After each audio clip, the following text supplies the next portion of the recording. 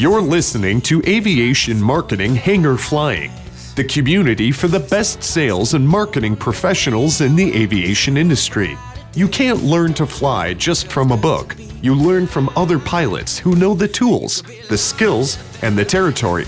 Your hosts, John and Paula Williams, are your sales and marketing test pilots. They take the risks for you and share strategies, relevant examples, hacks, and how-tos. Be sure to subscribe on iTunes so you won't miss a thing.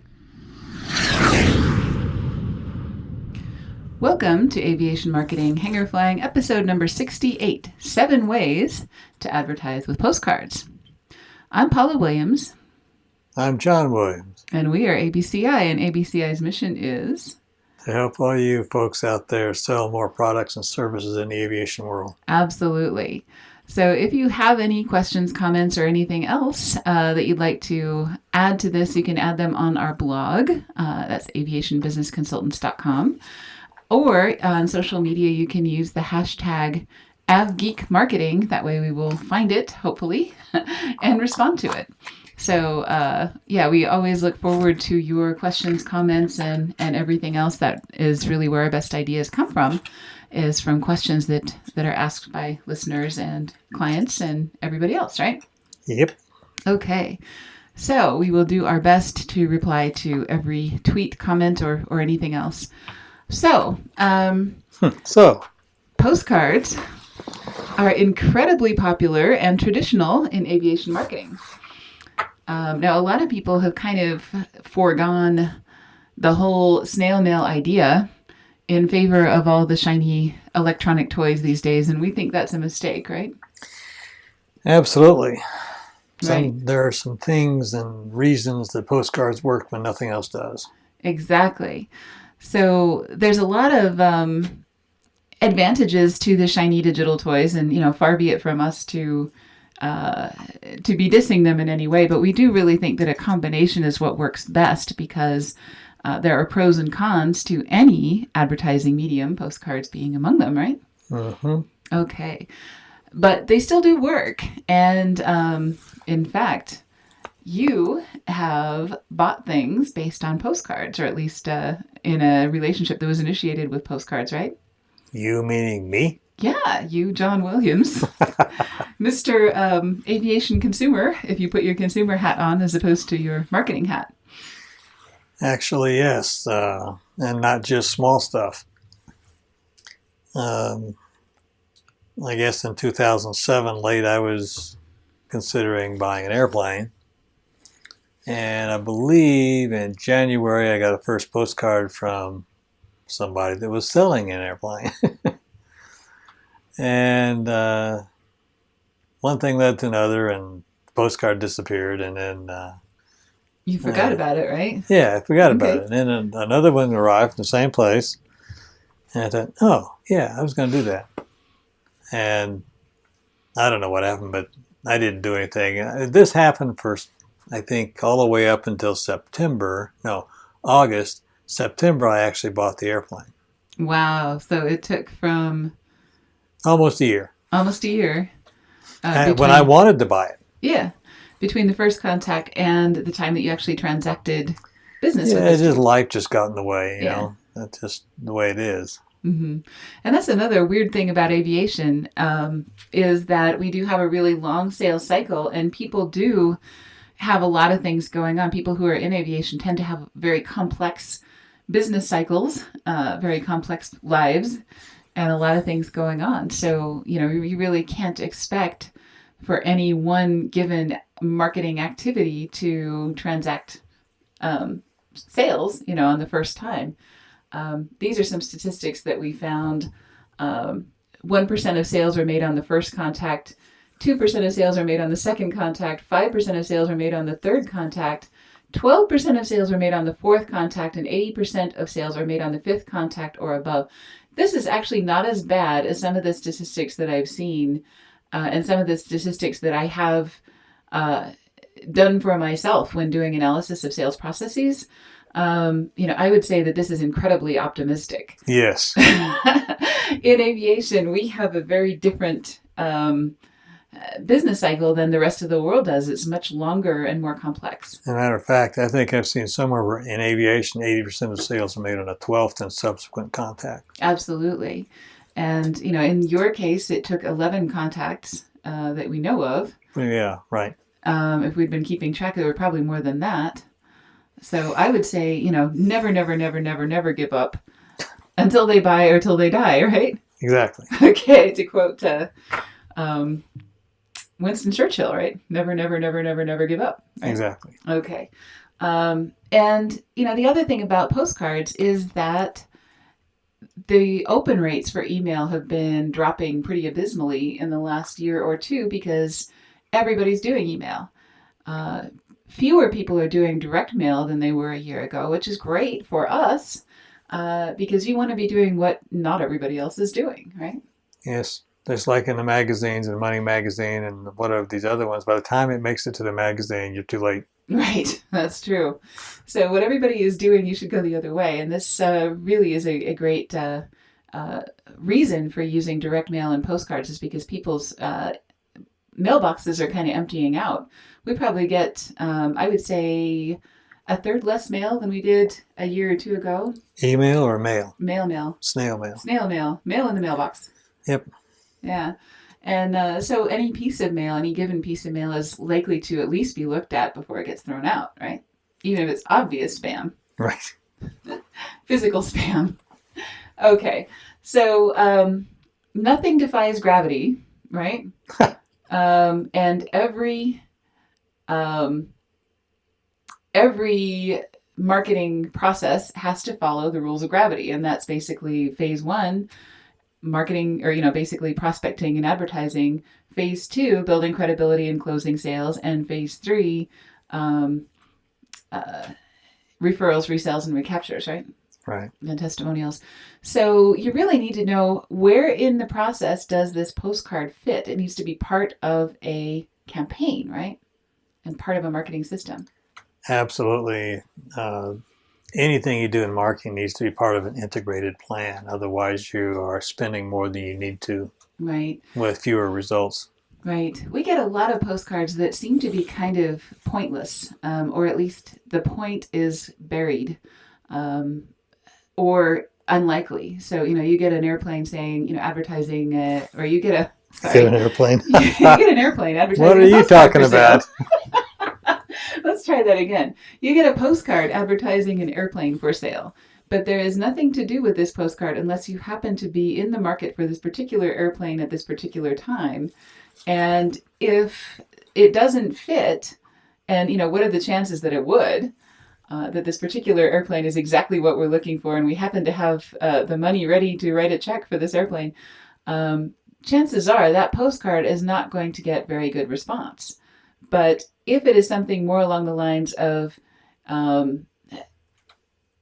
postcard advertising a buyer's guide to aircraft in 2017, that's something that would be a lot more likely that we would download, even if we don't happen to be in the market for that particular airplane at this particular time. And then we still become a really good contact for that airplane broker, right? Of course. Okay. So let's talk about 7 ways to advertise with postcards that actually do make sense.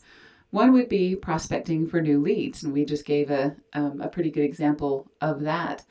There's a good way and a bad way of doing that. One would be saying, here's a product I have for sale. That's good, but better would be to offer some kind of a lead magnet, something that's a low cost, low risk on both sides, so that you capture those people that are not ready yet, which is the vast majority of the people receiving your postcard, right? Yes. Right. So lead magnets could include like a free consultation or a tip sheet or a buyer's guide or any number of things. We have actually a downloadable tip sheet that includes 17 ideas for lead magnets. If you're looking for inspiration, that's a good one to download. If you're looking for a way to make your postcards more effective, right? Mm-hmm. Okay. You could be market testing a new product or service. So, you want to know how many people would be interested in something with these characteristics. We've seen postcards that do that. And these are all phase 1, all of these first 3. So prospecting, offering a lead magnet, market testing a new product or service. Then in phase 2, building credibility and closing, you've got a couple more. Conducting a survey. So let's say you've had somebody on your list for a while. You want to contact them again because once again, you have to make those 12 to 20 contacts before the sale is made. What's another reason that you could contact them without driving them crazy or, making the offer again and again and being pushy about sales, right? Mm-hmm. And you need to be, what's the word? Subtle. Mm-hmm. Because you don't want to be in their face.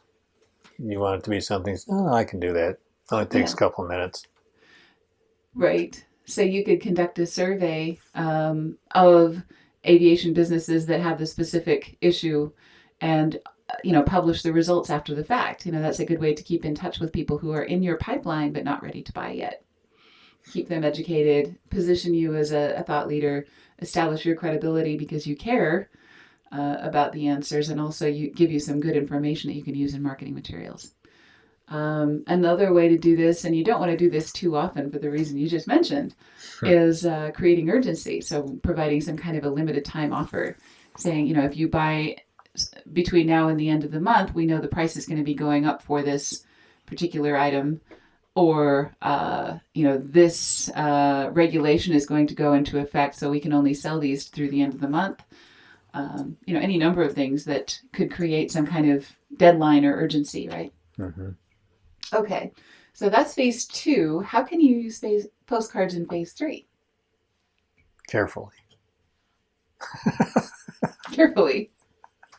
You request referrals, of course. Exactly. So, after someone has purchased from you, you can send them a postcard, 3 months after the fact or 6 months after the fact, something like that. Asking them for referrals, saying, who else could use our product or service? I think those are, especially if you give them a really easy way to respond to that, those are always well received, right? And they need to be, again, very gentle, subtle. Mm-hmm. Not too subtle, but enough so that they don't mind. Yeah. We've seen some really humorous ones and really fun ones, and this is a really great place to use humor and fun. To kind of lighten this up, make it more fun, make them more likely to cooperate with you.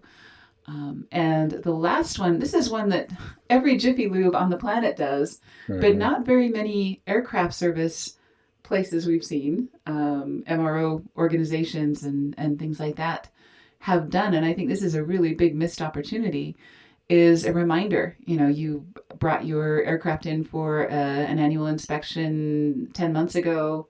Can we schedule you in? We're holding a spot for you. Right. And here are some incentives to book your next service early, or get this on the schedule so that we're ready for you. We have some things that we can do that may be additional. Do a detail and other things that while you're in here, let's make it worth your time. Right? Of course. Okay. So 7 ways to advertise with postcards. We're covering the whole spectrum of phase 1, phase 2, phase 3, right? Got to cover it all. Right. But once again, every one of these postcards is part of a system, right?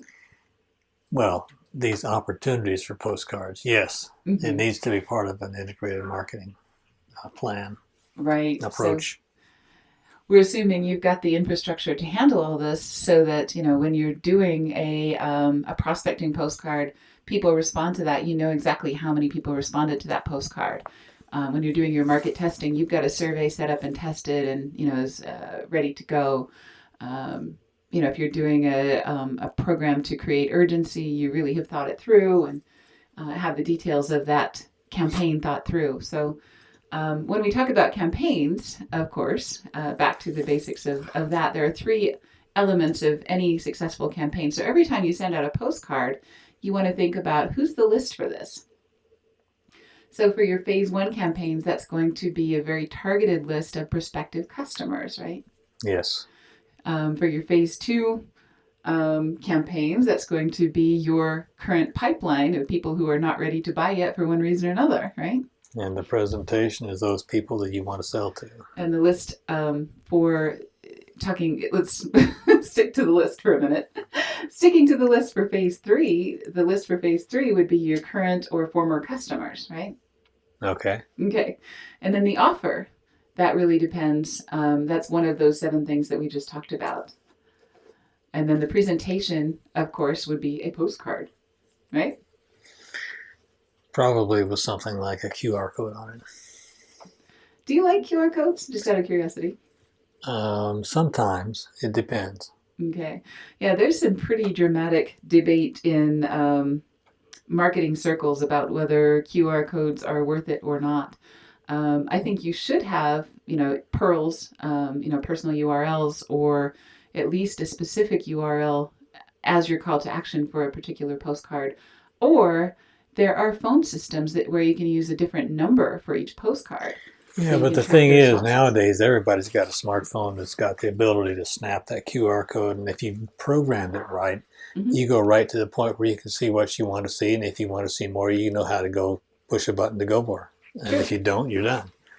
Okay. And it seems to me like that's just a wasted opportunity if you don't use one. Okay, exactly. And you can have more than one way for people to get back to you. A phone call for people who like the phone, email, a QR code or a URL, however works for you, right?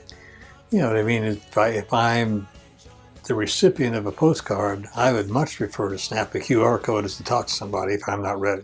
And if I snap a QR code, then I'm going to at least get the information. Right.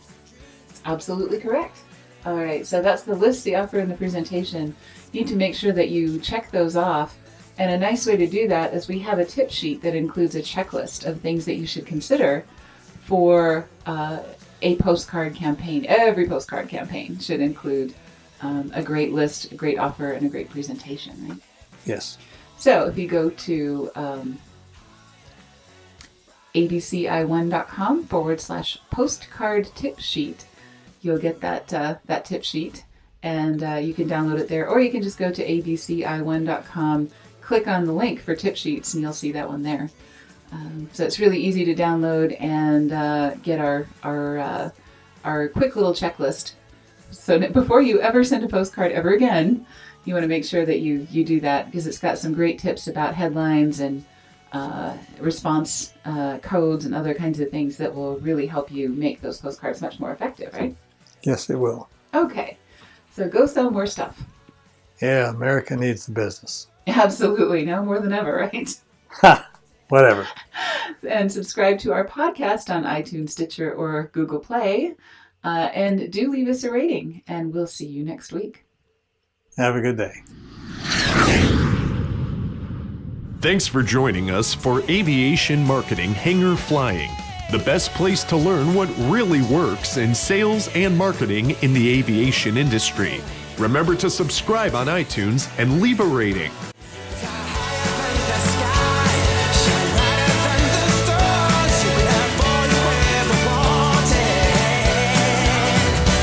You could.